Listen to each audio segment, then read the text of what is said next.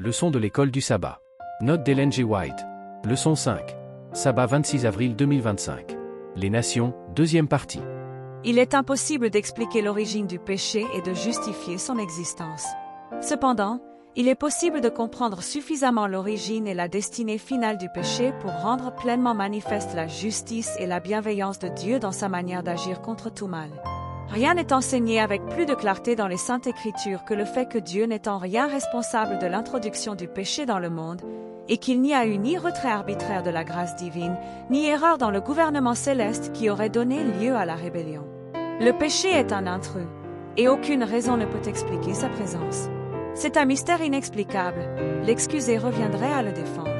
Si l'on pouvait trouver une excuse en sa faveur ou en identifier la cause, il ne serait plus considéré comme péché.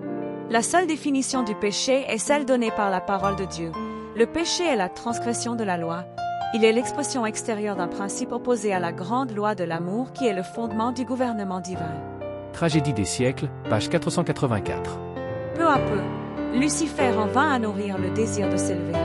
Les Écritures disent « Ton cœur s'est élevé à cause de ta beauté, tu as corrompu ta sagesse à cause de ton éclat. » Ézéchiel 28, verset 17.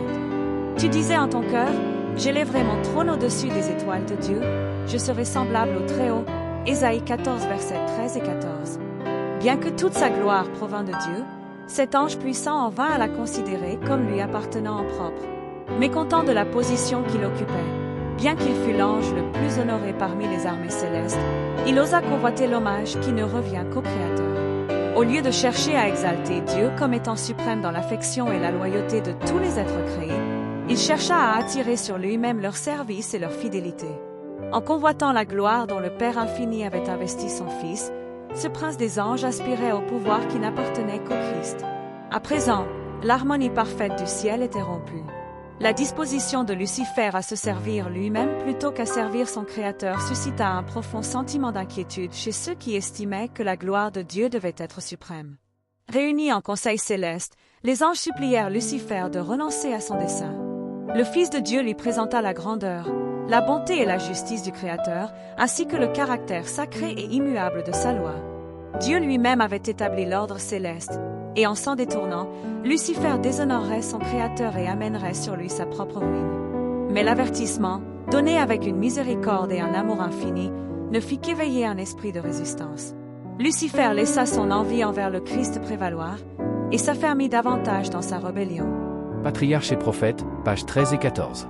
Puisque la loi de l'amour était le fondement du gouvernement de Dieu, le bonheur de tous les êtres créés dépendait de leur parfaite harmonie avec les grands principes de justice. Dieu veut que toutes ses créatures lui rendent un service d'amour et une adoration découlant d'une compréhension intelligente de son caractère. Il ne prend aucun plaisir à une soumission forcée et accorde à tous la liberté de le servir volontairement. Tragédie des siècles, page 484.